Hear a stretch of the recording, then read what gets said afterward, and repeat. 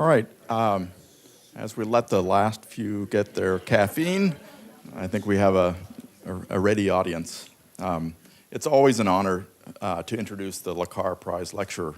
This is an annual event that was established by a gift from the estate of Mike Lecar to encourage and recognize exceptional contributions to the study of exoplanets in particular and theoretical astrophysics in general. Mike was an astrophysicist at SAO for more than 40 years, having joined SAO at the invitation of Fred Whipple. His work ranged from the use of the Vanguard 1 satellite during his time in the Navy to make one of the earliest measurements of J2 of the Earth. He worked on through cosmology, the study of solar system chaos, planet formation, and exoplanets. Mike helped establish the WISE Observatory, the first astronomical observatory in Israel. He was a founding member of Harvard's Origins of Life initiative that's led by Dimitar. Mike was a generative character with many friends and colleagues. He taught numerous freshman seminars on an evolving range of topics, and many of his students went on to illustrious astronomy careers. Mike nurtured many careers and collaborations, and he resolved more disputes than he started. Mike loved exoplanets, and he played a role in ensuring that the CFA became one of the major centers of exoplanet research. This year's winner, Professor Josh Winn, made his transition from quasar lensing, of all things, to exoplanet research as an NSF fellow and then Hubble fellow here at the CFA. In an office near Mike's, across the hall from mine and from Scott Gowdy's, perhaps there was no escape. It's been a joy to read and hear and sometimes share in the discoveries Josh and his groups have made, first at MIT and then at Princeton.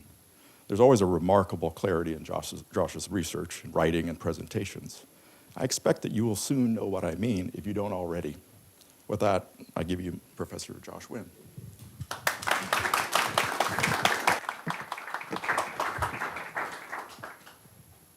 Thank you, Matt. Thank you for coming, everybody. Thank you for that overly kind introduction.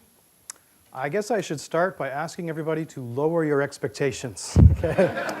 This talk is going to be okay. So I was a postdoc here many moons ago, and I had the good fortune to fall in with a group of really extraordinary people who provided a lot of inspiration, a lot of encouragement when I was decided to change fields to this crazy new topic. And many of those people are here in this room, which is part of what makes this opportunity special. And one of those people who I wish were in this room was Mike Lecar. I will always remember his advice that he gave in his very distinctive voice and the interest that he took in some of my early work on this subject. So I really am honored by this recognition and this association with Mike Lecar's legacy.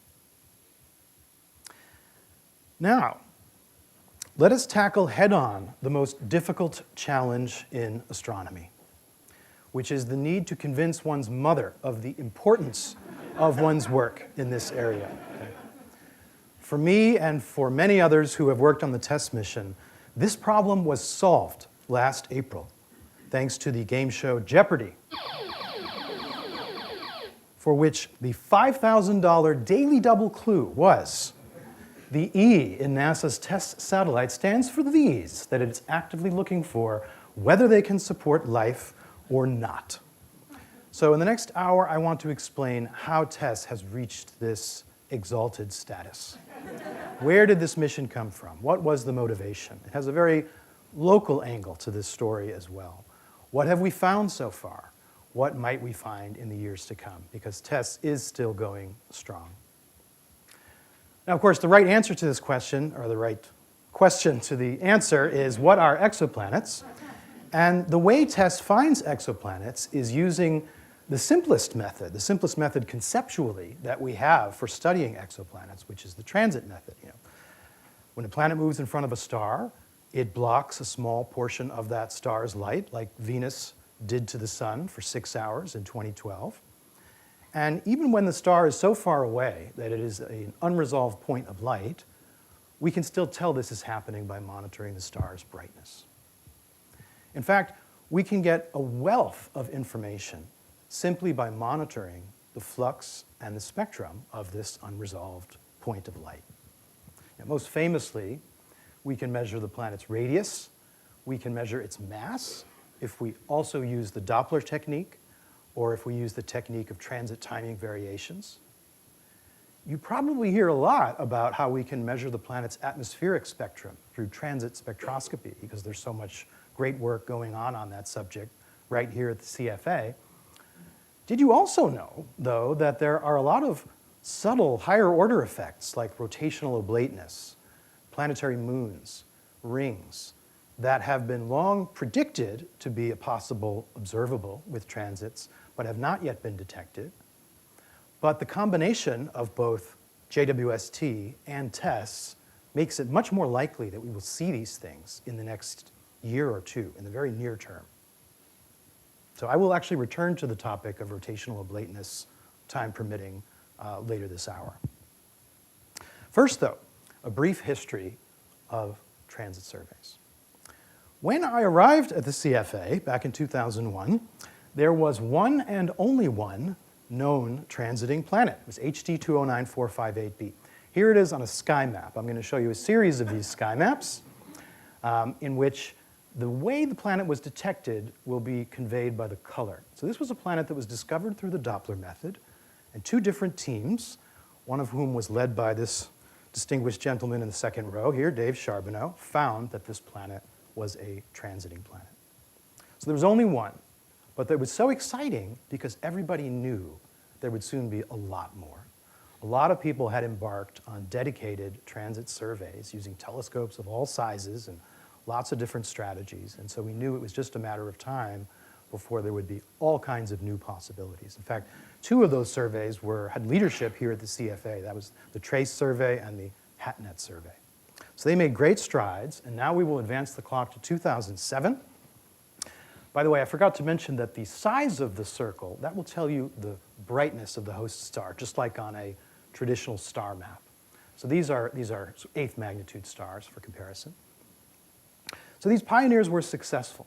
They found a bunch of transiting planets, especially in the northern sky, but they also learned that this is much harder than it seemed at first. Because just because you see a dip in the light curve of a star does not mean it was a transiting planet. In fact, most of the time, it turned out to be an unresolved combination of an eclipsing binary with deep eclipses and a bright star in the foreground or that was attached to the binary, such that the total light, what we can actually measure, shows a planet-like small amplitude dip. And ruling these out took a lot of work.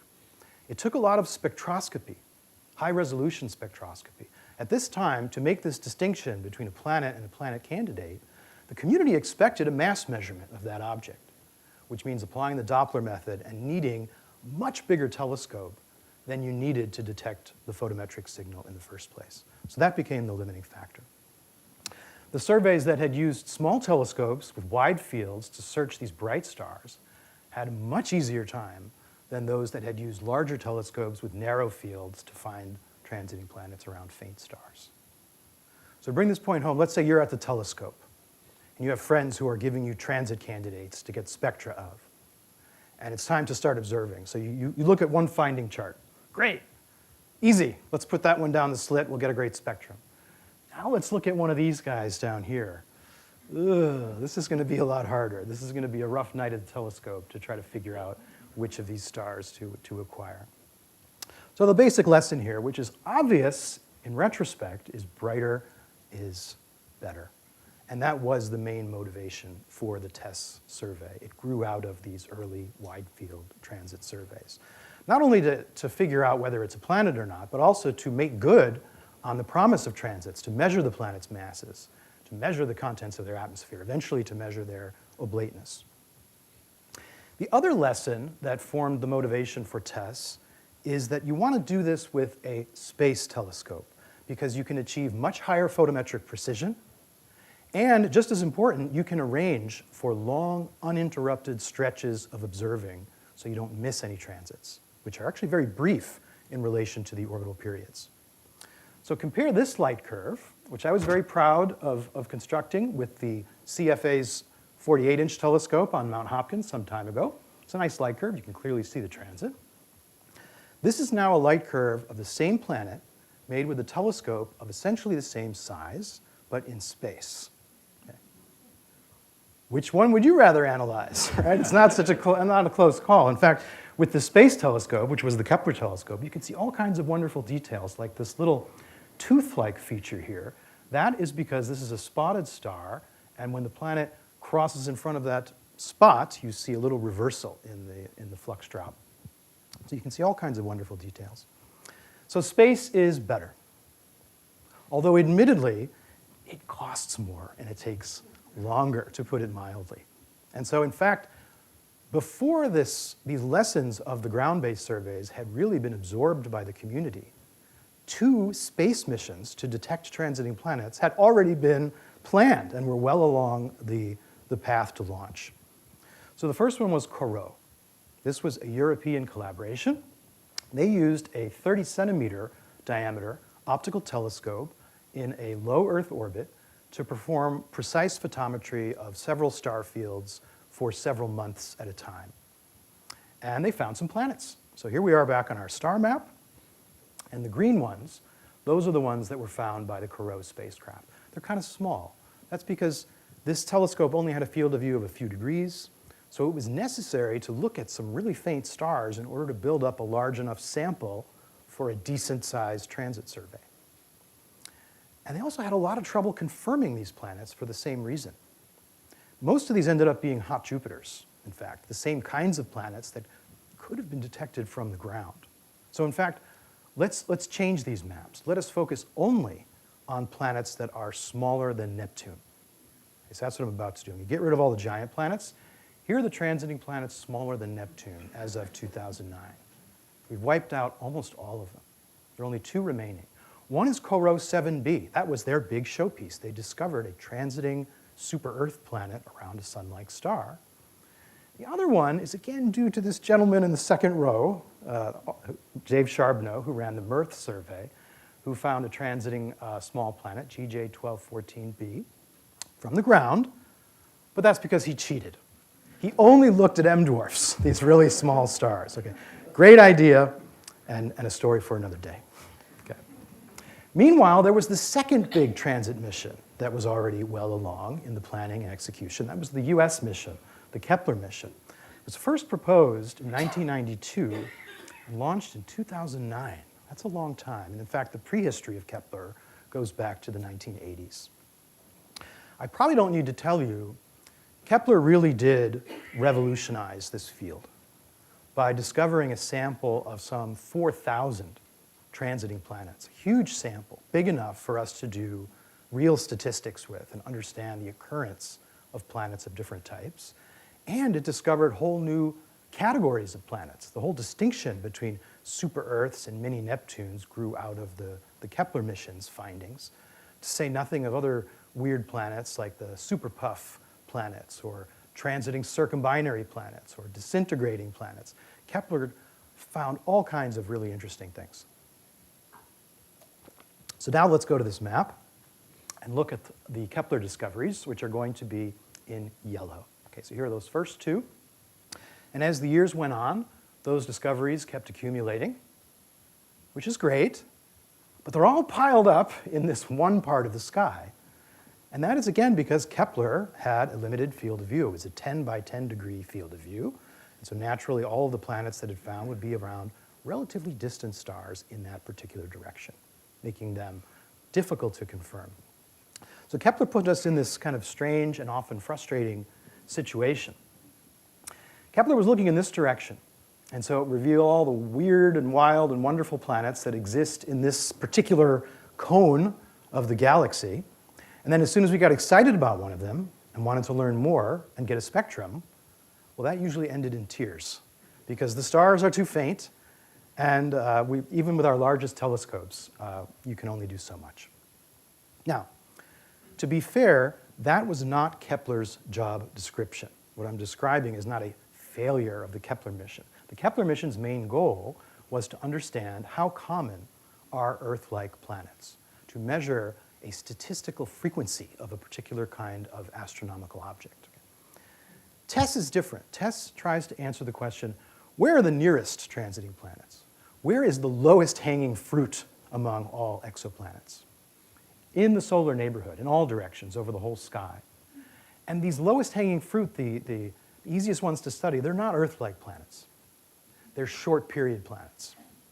Okay. If the period is shorter, it means, first of all, the planet is more likely to transit. The geometric probability of transit goes down as the orbital distance grows.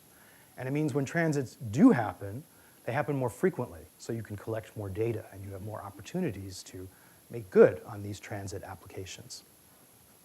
So that's what TESS was about. Now, TESS began here in Cambridge as an MIT CFA collaboration with George Ricker as the principal investigator and Dave Latham as the director of science. And it was my good fortune to be invited by George and Dave to join the team at that early stage. Of course, there are many others who were also involved. I can't name them all, but Roland Vanderspek, the deputy PI, has played an important role since the beginning. Jackie Hewitt and Charles Alcock lent their institutional support for this mission over many years. John Jenkins's team at the NASA Ames Research Center provided a lot of support based on his team's software experience with the Kepler mission. Many others here and elsewhere, and I'm sorry I won't be able to name all of them. Anyhow, in 2008, we proposed this small explorer mission that would use 6 13-centimeter optical telescopes to conduct an all-sky transit survey from a low Earth orbit. And this proposal was not selected. And that is a very good thing, because this idea would not have worked, or at least it would not have worked very well. In the proposed orbit, which was an equatorial low Earth orbit, it's only dark for at most 40 minutes out of the 90-minute orbit. And so that meant that the time sampling of our light curves would have been terrible. And there probably would have been issues related to variations in scattered light from the Earth and thermal variations. It's just not a very good place to put an ultra-precise photometer. I bring this up because I actually reflect on this fact often, that a crucial part of the ultimate success of the TESS mission was failure at this stage. If we had succeeded at this stage, maybe we would have gotten it launched, but it would have not had nearly the impact that the actual TESS mission has today. This is not to say the NASA reviewers were far-sighted and perceptive and brilliant, okay? The one they did choose ended up not working, okay? Just to give you that context. Okay? So the next opportunity to propose was in 2011 for the Explorer program, which had a larger budget. And this is when TESS took its now familiar form. We were down to 4 telescopes, 10.5-centimeter apertures, very wide field of view, operating in a red near-infrared, kind of a far red optical bandpass. Just to give you a sense of the scale of these cameras, here's a picture I enjoyed seeing, making the rounds in light of the recent Kavli Prize that was given to Sarah Seeger and Dave Charbonneau. This is an image of them and George Ricker, the PI, with a life-sized model of one of the cameras. Now, we had that enlarged budget by being an explorer instead of a small explorer, and we used quite a bit of that to give TESS its own propulsion system and upgrade the orbit away from the Earth to a high Earth orbit, a highly elliptical orbit with a 2-week period going around the Earth. And that's so much better. It gives us just several weeks of long, uninterrupted intervals for observing, and yet it's not so far away. It's not at L2, so we can still bring back an awful lot of data. And that has also turned out to be important for the overall impact of the mission. I should say, too, there's usually a problem with this kind of orbit, which is it's unstable. The moon, the perturbations from the moon get in the way and ultimately destabilize the orbit. But if you are clever, and we had aerospace engineers on the team who were clever, you can design the orbit to be in the right kind of 2-to-1 resonance with the moon. So when I said the orbital period is 2 weeks, it's actually very nearly half of a sidereal month. And that way, the lunar perturbations cancel out to first order, and the orbit ends up being stable for decades. So that was another neat trick. So it was in this new incarnation that TESS was selected, and that was in 2013. Okay. So now let's go back to our series of maps here. We left off here with the end of the primary Kepler mission. What happened next is kind of a side story, but the Kepler telescope broke. One reaction wheel too many failed, and it was unable to maintain a really good pointing at this original field. Nevertheless, the NASA engineers figured out how to give it a second life and allow it to do good work as long as it was staring at star fields along the ecliptic. So it spent a few years capturing more transiting planets in that series of star fields, and that was fantastic, and it tided us over while TESS was being built and readied for launch. So here we go, launching TESS in 2018 from Cape Canaveral. This was one of the first, I don't know if it was the first, science payloads that NASA launched on a SpaceX Falcon 9 rocket.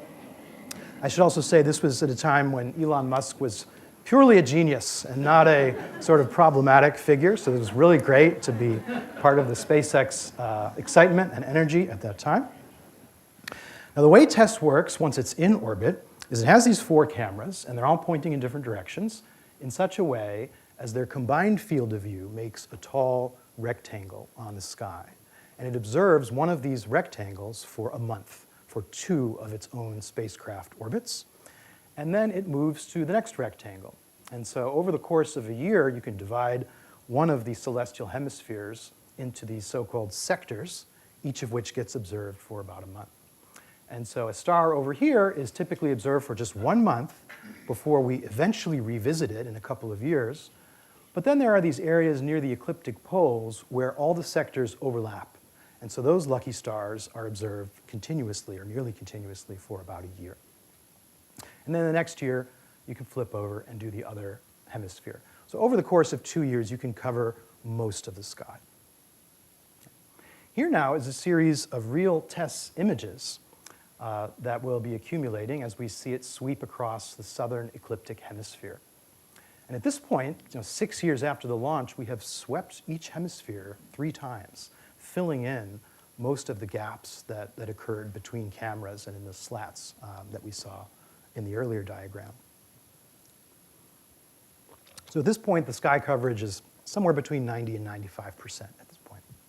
Now, if you look up close at one of these images, you'll see we have plenty of stars to search for transiting planets. There are several million, even tens of millions of stars that can be searched for, at least for transiting giant planets.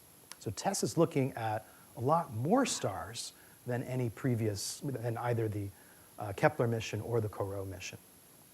And what the TESS team does is it takes each of these stars and it produces a light curve, and then it makes all the data publicly available with no proprietary period. This was an important part of the mission as well that has magnified the impact of the mission. It was also one of those things that was not obvious at the outset would be a good idea. It was one of these things that was endlessly discussed among the team about whether it was wise to have a proprietary period or not. We ended up going open mission, open data, and it has panned out and worked out very, very well.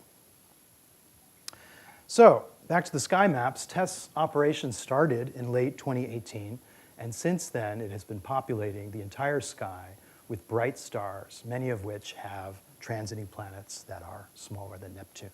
Again, I'm only plotting those smaller planets. There's loads of giant planets that I'm not showing. I'm also only showing the confirmed planets at this point. If I also include the candidates, the ones that are still awaiting follow-up spectroscopy and so forth, then we can see there are several thousand objects that maybe half of which will turn out to be transiting planets in the fullness of time.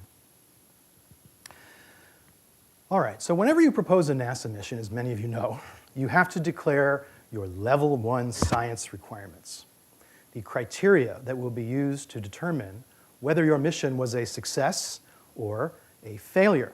So, and for our mission, I like to call them the TESS commandments. So what are the TESS commandments? Commandment 1, TESS shall discover hundreds of small planets around nearby stars, that is smaller than Neptune.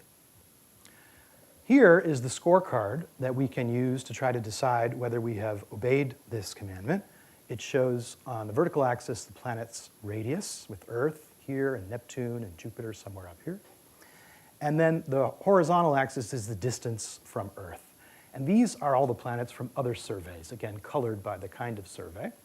So we see here the ground-based surveys are mostly finding hot Jupiters. There's these giant planets up here. And Kepler opened our eyes to this mass of planets that exist in relatively close orbits around sun-like stars that are in between the size of Earth and Neptune. Okay. Here are the TESS planets, the ones that are confirmed to this point. And we can see two things. First of all, we can see that TESS is helping to complete the surveys for transiting close-orbiting giant planets, hot Jupiters. Those surveys were already doing pretty well for themselves from the ground. Those planets are rare, and so even the nearest ones are a few hundred parsecs away. But we also see that TESS is finding planets in the same size range, but pulling them closer to the Earth. So this is a factor of 50 in brightness. And there are hundreds of them. So this is exactly, these are the objects for which TESS was designed to find. So we have satisfied the first commandment. Another one, TESS shall measure the masses of at least 50 such planets. Not only are we going to detect them in the transit photometry, we're going to follow up with the Doppler method and measure their masses to try to see what is their density. Are they more like the Earth? Are they more like Neptune? Are they something in between? I don't have to tell you that knowing the mass of a planet is kind of essential if you want to know anything about that planet and how it might have formed and what it might be like, and to interpret atmosphere data if for no other reason. So in this case, the scorecard is radius versus mass.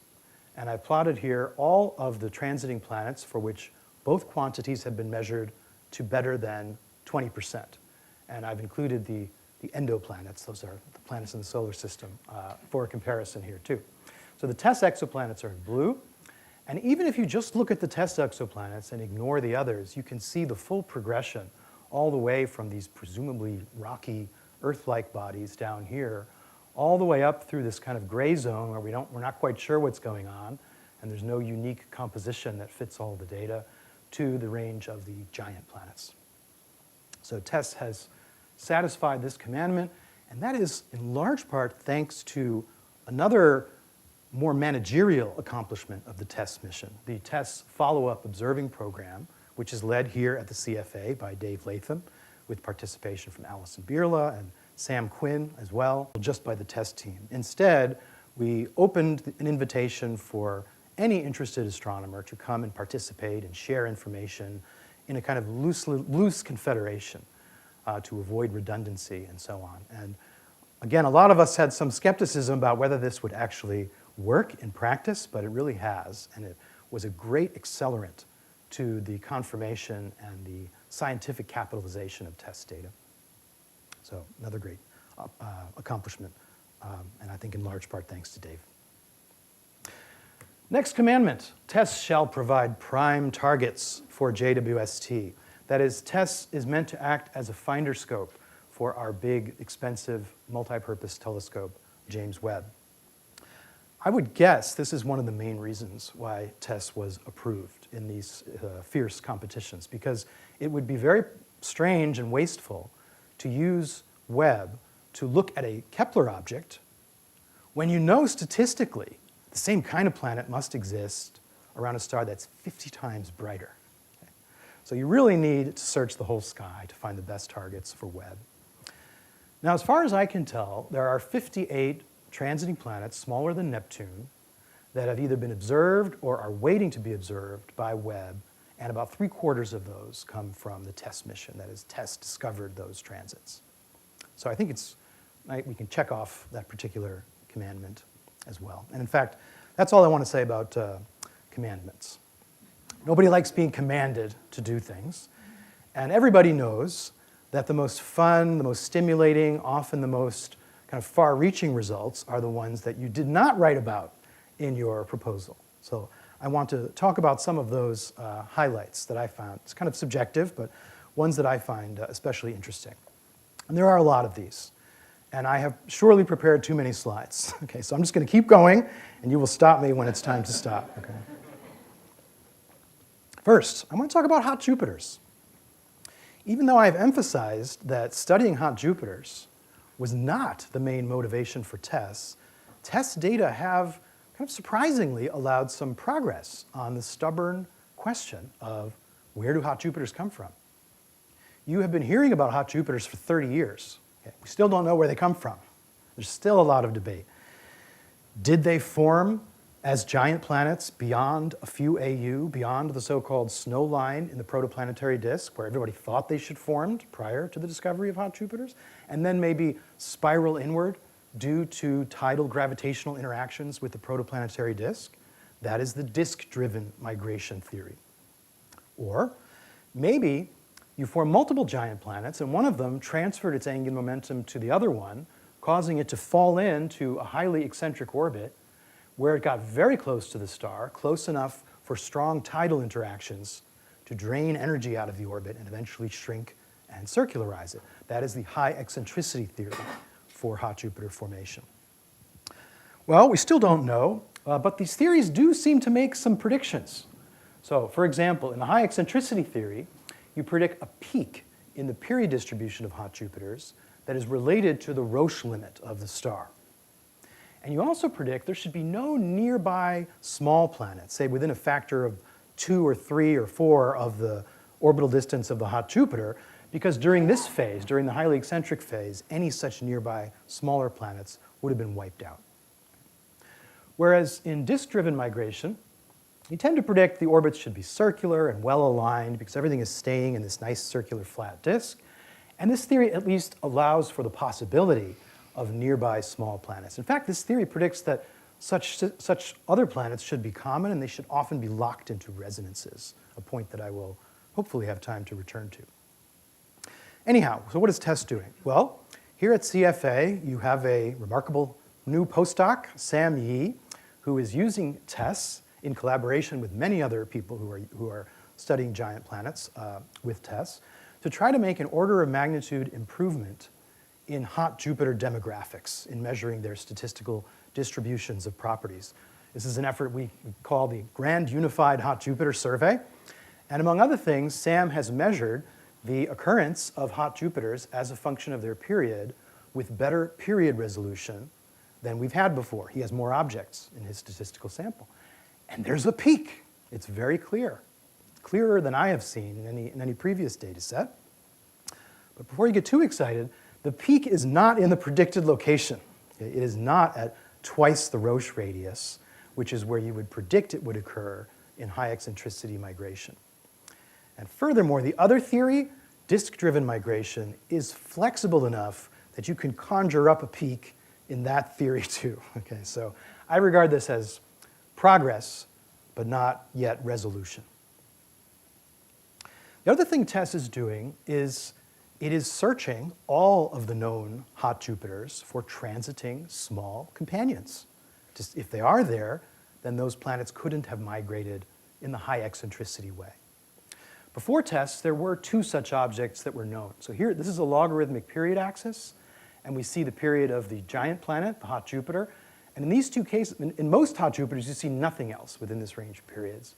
But for these 2 objects, you see some smaller planets, in this case bracketing the hot Jupiter, and in this case there's an interior object.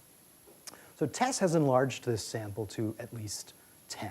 This is something that's happening at a fairly steady clip as more and more of these are being found. So in this subset of systems at least, the hot Jupiters almost certainly did not migrate through the high eccentricity pathway. Now we know of several hundred hot Jupiters, so these special systems are still only a few % of the total. But what strikes me is many of these detections were right near the threshold, and the rate at which they're being discovered is steady with time. So I wonder, as we keep accumulating more and more data, we'll start to see that these are very common. They're just a little smaller than we currently are sensitive to. So that is definitely a space to watch if you are interested in hot Jupiters. Here's one last hot Jupiter kind of result.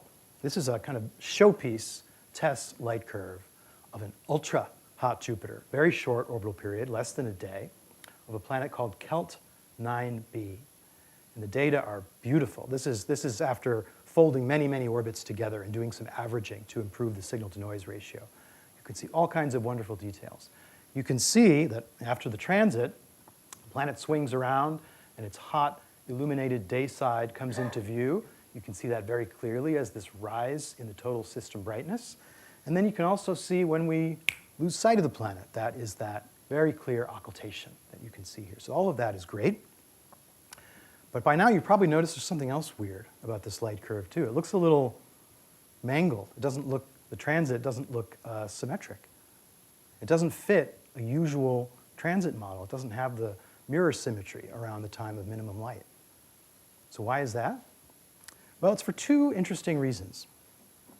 One is that the host star is very rapidly rotating. And for those of you who don't know this, that causes the star's equatorial zone to be lifted to higher elevation, where it becomes cooler and therefore darker. So the equatorial region around the star is less intense. And the other region is the planet has a crazy misaligned orbit that is essentially perpendicular to the star's equatorial plane. And both of these things are what break the usual circular symmetry of the transit problem. So now, why did this planet end up on a perpendicular orbit? It seems to argue against the disk-driven migration theory in favor of the high eccentricity migration theory, at least for this object and others like it. Stepping now away from hot Jupiters, another really important area of TESS science has been finding young transiting planets. And I mean younger than like 500 million years. A lot of things happen in those first few 100 million years that we would like to know more about. There might be tidal evolution. There might be atmospheric escape. There might be all kinds of other things. There might be dynamical interactions between planets. But young stars are very hard to search for transiting planets because they're often highly spotted, highly active, rapidly rotating. And that's what we see here in this TESS light curve of a 17-million-year-old star. We see these large amplitude variations that get in the way of trying to find the smaller little dips that occur due to transiting planets. Nevertheless, these authors and this team, led by Madison Barber, were able to see two transiting planets around this very young star. Here's a close-up of one of those transits to give you a sense of what they're dealing with.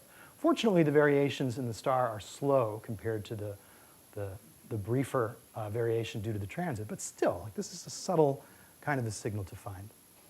So people have gotten better at filtering these light curves and finding those small transit signals.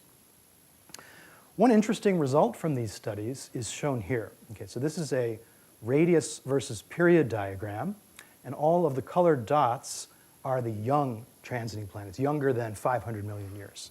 And the color tells you the age. And these contours, on the other hand, that's the density of planets found by the Kepler mission. Those are mature stars. Those tend to be older than a gigayear. So the interesting thing to me is that a lot of these new planets, and the TESS transiting planets are more than half of these, are in this zone here. They're larger than Neptune and smaller than Jupiter. That's where we don't see many planets like that in the sample of mature planetary systems. So it suggests that these are in some kind of short-lived phase of their evolution, that they are contracting. They will turn out to be very low density and will end up contracting and become the mini-Neptune type planets that we see so abundantly around mature sun-like stars. I think, though, the most interesting result related to young planets comes from a study of the compact multiple planet systems. The Kepler mission opened our eyes to these. Something like at least a third of sun-like stars have 3, 4, 5 planets all crammed into within an AU of the star. These miniature planetary systems are very common. And if you look at the ratios of the orbital periods of pairs of planets in these systems, that's what's shown here. That's this distribution. There's a spread. They tend to be between 1.5 and 5 or 10 or so.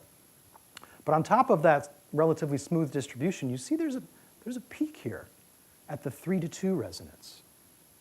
And then there's something funny going on at 2:1. It might be a divot followed by a peak. There's something that seems to be a little special here. And some of those systems are truly in dynamical resonances.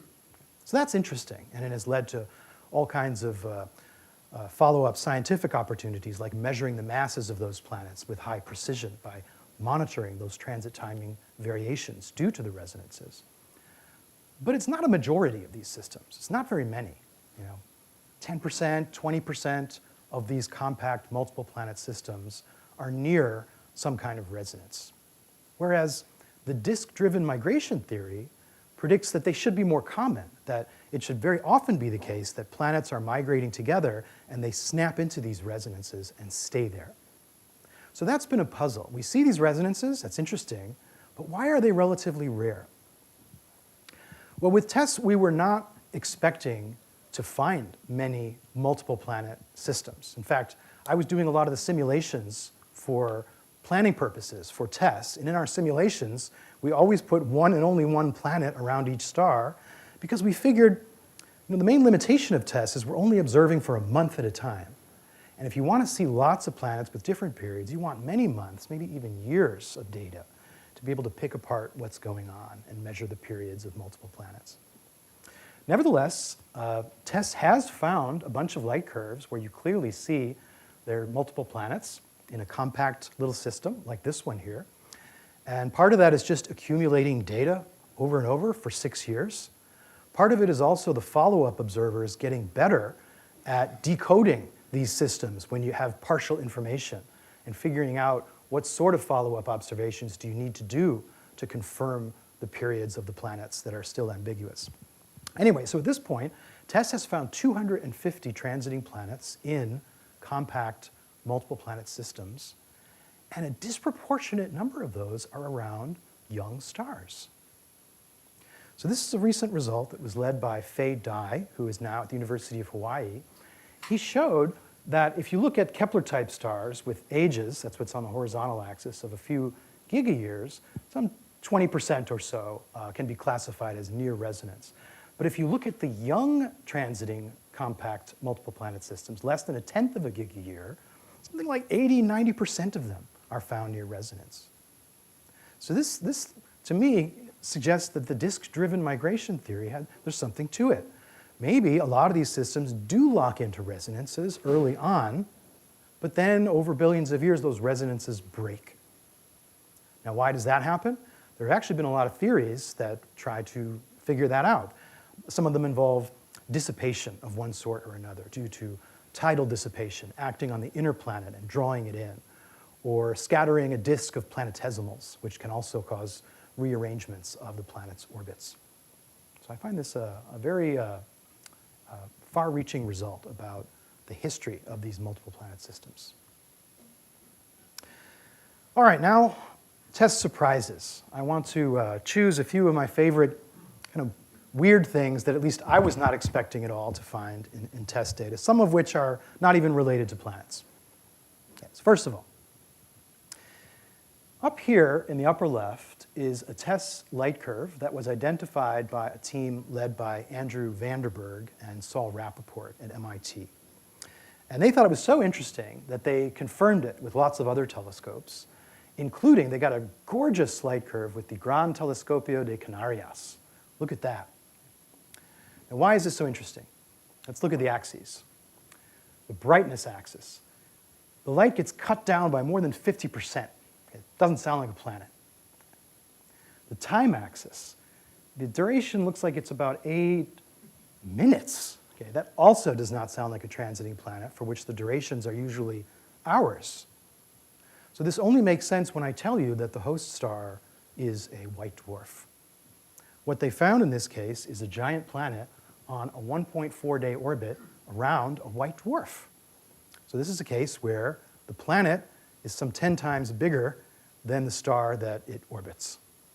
And follow-up observations have continued to confirm this basic scenario. So how could this system have possibly formed? Here is an axis that shows the spatial scale of the inner part of the solar system, and then this white dwarf system, which has a Jupiter-sized planet extremely close to it. And when this white dwarf was a red giant, if you turn back the clock, it would have expanded all the way out to the size of the Earth. So how did it come to be this way? Is this an example of common envelope evolution, where the planet spiraled inward, causing the red giant to have its envelope expelled? Probably not. The energetics don't work out. There would not have been enough orbital energy released to cause that envelope to become unbound, not even close. So the best idea I have heard is that this is a case of high eccentricity migration.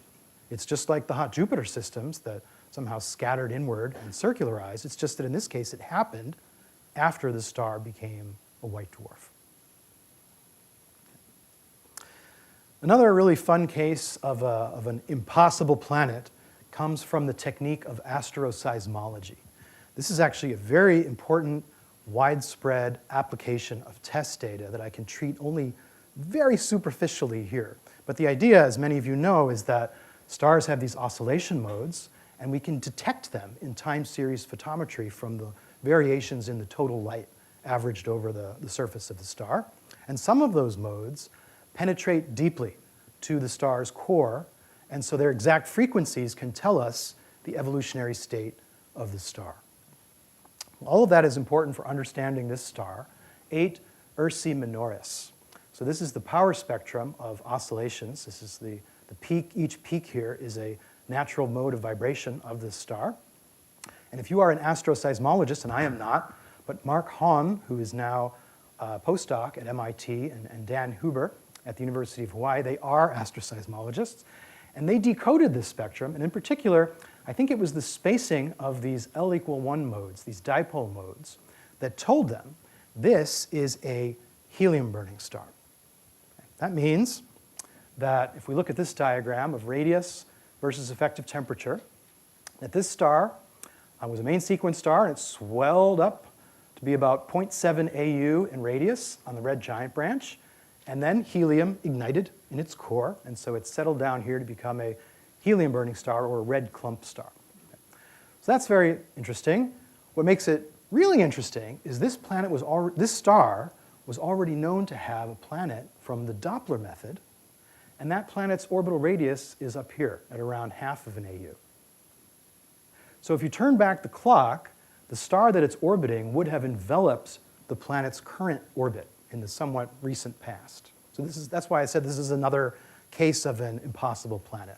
What happened here? Well, the scenario that was offered by these authors, which seems kind of remarkable, but I haven't thought of anything better, is that actually this star never did get as large as this. What happened was the star was part of a binary, and there was a circumbinary planet going around both stars.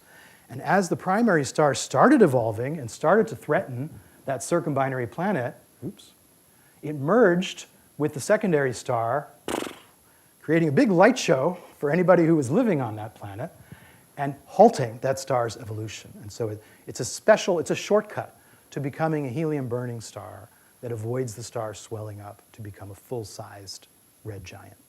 Wonderful little thing, and if this did happen, it seems like it was deliberately engineered to create a puzzle for astronomers all over the galaxy. So maybe there's another explanation, but that is an interesting one. Okay. How am I doing on the time, Matt? Okay, so then I will make haste here. Okay, I got to show you this one. This is Beta Pictoris. Very famous bright star, famous for many reasons, including having one of the earliest detected directly imaged planets. Don't worry, it's not going to fall in the star. It's just that we're viewing the star from a nearly edge-on orientation. Okay, so what does the TESS light curve show for Beta Pictoris? Well, if you look at 1 day of data, you see these beautiful coupled oscillators. These are the star's delta Scuti pulsations. Okay, so sort of interesting. But if you zoom out now to look at 10 days of data, every now and then you see one of these. Okay, what is this? This kind of tooth-like structure, this divot that we see in the light curve. What's happening? This, by the way, was discovered by Sebastian Ziba, who I think is here at the CFA now. I'm not sure if he's in this room. But in any case, he was the one who noticed this and interpreted it as a transiting exocomet. So the reason it has this shape, the reason it has a sudden onset and a gradual return to its usual brightness is because of the compact nucleus of the comet transits first, followed by the more extended tail of the comet, which is that gradual return to its ordinary brightness. And there are a bunch of these. So Beta Pictoris seems to be surrounded by a family of transiting exocomets. Now, this is actually not a TESS discovery so much as a confirmation of a very old prediction from the 1980s that was made by spectroscopists who were studying Beta Pictoris. And I don't know exactly why, but they noticed that there were lots of transient absorption features in calcium H and K that were highly redshifted and blue shifted by hundreds of kilometers per second that they interpreted as comets that are projected against the star, either going away from us or coming towards us. And TESS, I think, has really clinched the case by showing the silhouettes of these comets. So it also means that, in a way, exocomets were discovered long before exoplanets, which is kind of fun. Okay, so what is next? I promised I would talk about oblateness. So let's talk about oblateness briefly. Okay. Saturn is very oblate by the standards of, well, you can see it with your eye. If you look at the polar and equatorial diameters of Saturn, you see they differ by 10%. And that's because of the rapid rotation of Saturn, the rotational oblateness. Saturn is also tilted by 27 degrees. And wouldn't it be nice to know those kinds of facts for exoplanets? How fast do they rotate? What are their obliquities? Are they all well-aligned? Are they tilted like Saturn? Well, more than 20 years ago, it was pointed out that in principle, you can get this information from a transit light curve, because the light curve of an oblate planet differs ever so slightly from the light curve of a spherical planet with the same cross-sectional area. You see the difference, especially in the ingress and the egress, the partial phases of the transit. So here are the light curves themselves, and this is the difference between the simulation in this case and the best fit spherical planet model. So you're trying to look for these little blips that occur in these partial phases of the eclipse. Now, the reason my group and others have tried to perform these measurements over the years and have not succeeded. And the reason is there are two strict requirements. You need a precision of 100 parts per million, and you need to achieve it in just a minute because of the brief duration of these partial eclipses. And you also need a really bright star that can support that kind of precision with a transiting giant planet with a period that's at least clear of about 60 days. Inside of 60 days, the tidal effects slow down the planet's rotation and make this oblateness below detectability. So this now, we now have this combination. JWST is a telescope that can deliver the necessary precision. It's nice and big, it can do it fast. And TESS is delivering transiting giant planets, including ones with longer periods, around the brightest possible stars. So what I'm showing you now is a simulation that was performed by a PhD student in my group, Caleb Lammers, who assumed that this known TESS giant planet has the same rotational profile and obliquity as Saturn. And in this simulation, it screams out. It's totally obvious. This is a much better case than any others that we've had in the past.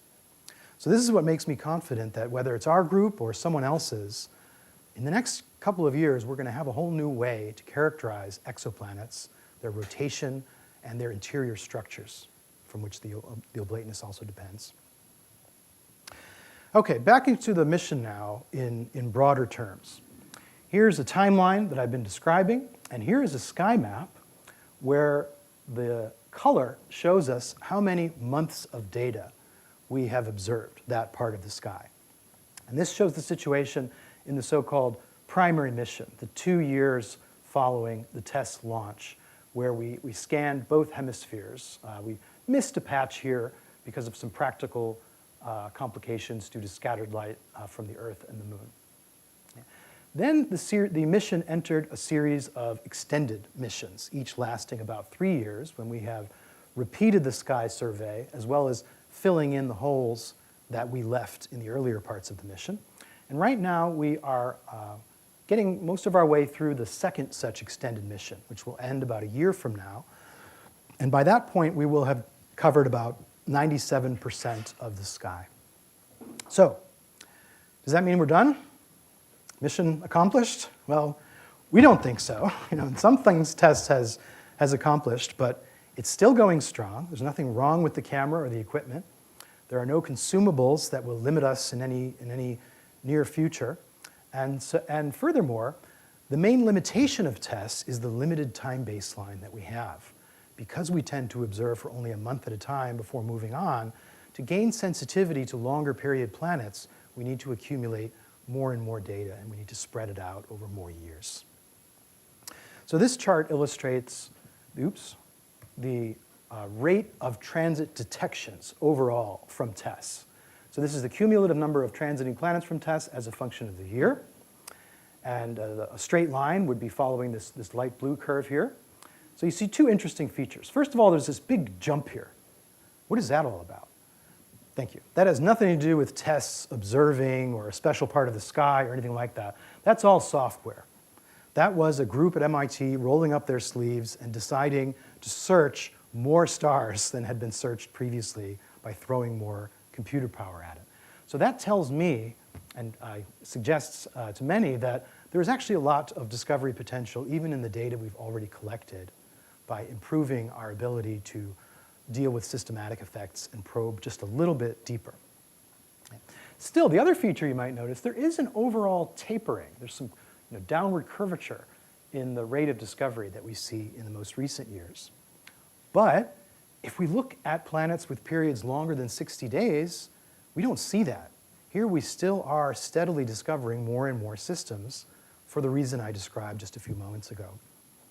Likewise, if we look at planets in multiple planet systems, there too, the rate of discovery is holding steady.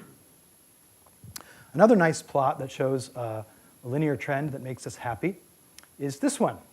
This shows publications per year that use TESS data over the last few years. We were a little worried we had peaked in 2023, but the projection for 2024 is looking good. Currently, there are 13 TESS papers every week on average that appear on arXiv.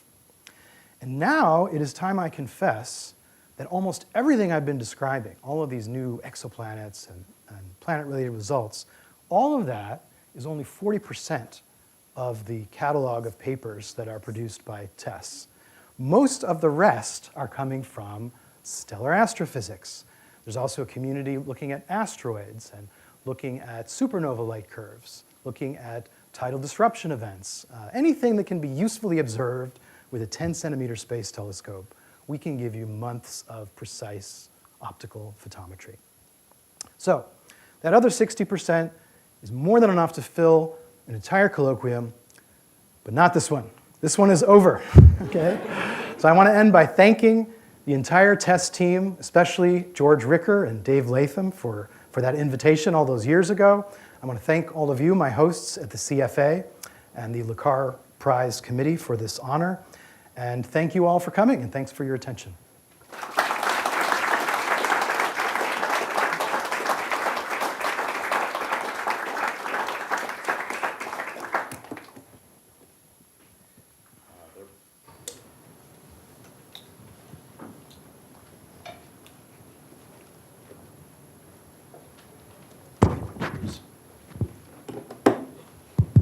Yeah, there must be some questions, but before the questions, let me just get a show of hands. At the beginning, Josh asked us to ratchet down our expectations. Do you think you needed to do that? I don't think so. It was a fantastic talk. So there must be questions.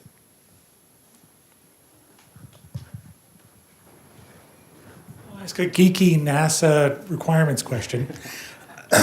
So you were required, all the follow-up to prove this was not done by TESS itself. This was, you were actively requiring. Did NASA give you any grief about? I think the answer is yes. It was very deliberate that ground-based resources were essential and had to be funded, and the people observing had to be funded to do those observations. So that was, so the answer to your question is yes. Maybe I'll just leave it at that. And you and Dave can get together to talk about the rest.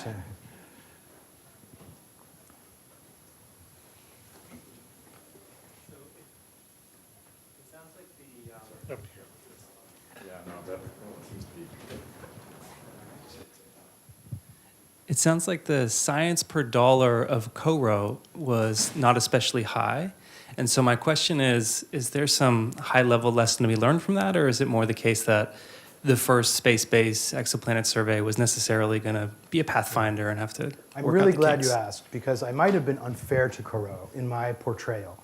Corot was not intended to be a transit mission when it was first proposed. It was all about stellar astrophysics and astroseismology and stellar rotation and granulation and all kinds of other wonderful things. And it did just what it was supposed to do in those areas. Okay? After transits became a hot topic, the final T of Corot was promoted to a capital T for transits, and they expanded the scope of the mission. They added a camera to do a transit survey, but it was not the main original mission. Any other questions? All right. I'll try not to make this a dumb question, but I suppose given the distance of these stars, there's not much chance of microlensing. Are there any other features that are completely unexplained by a transit or such? Yeah, you're right that these stars are so close. They're typically, 100 parsecs is pretty far for TESS. That the geometry is not appropriate for microlensing. However, I know there has been at least one really nice microlensing event that was captured by TESS, and maybe there are others I'm just not aware of. So it hasn't been a big theme, but I know it has been observed at the edge. One other quick one. You were showing just how many of those nearby bright ones you found. What kind of completeness numbers has TESS done? Can we say something about, are we complete in hot Jupiters out to a certain distance? Yeah, so Sam Yee, who I mentioned in the context of the Grand Unified Hot Jupiter Survey, he is trying to do that for transiting hot Jupiters in particular. I'm not aware of any effort that's anyone else who's trying to really apply that same type of rigor and make sure that we get every last planet for the smaller planets, but it's a natural thing to try to do. Sorry, I missed the beginning, so apologies if you said that already. What's next after TESS? What's next after TESS? Well, one thing I didn't have a chance to mention, but maybe I will just mention now, is the Europeans have their own transit mission that is due to be launched, I think, in late 2026. Maybe somebody will correct me if that's mistaken. It's called Plato. And it's kind of like a super TESS, although they might not describe it that way themselves. It has, I believe, 26 small aperture wide field cameras. And this one really is purpose-built to do a transit survey. And it's sort of intermediate between Kepler, which had a 10 by 10 degree field of view, and TESS, which is all sky. Plato is just going to look at I think maybe a sixth of the sky or something like that. So that is literally what's next in this particular subfield. I know I was in China over the summer, and there are plans there to do their version of a transit mission. It's called Earth 2.0, and it would examine the original Kepler field plus a larger area of the sky to gather more data for those same stars for which we already know a lot based on the Kepler mission. I think we have time for one more question.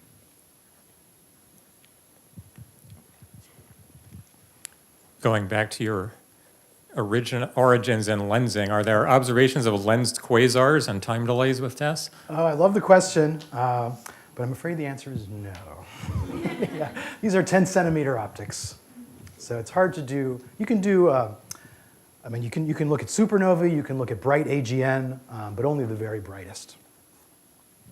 A lot of transients that are able to make use of what TESS is doing. Yes, that's right. And I hope that continues. Yeah, I think there have been several hundred supernova light curves that have been processed. Well, Josh, thank you so much. I want to present you with the actual prize. Thank you so much. The monetary award should be in your account. Oh, okay. I don't have to open the back of this. Reverse that. Okay.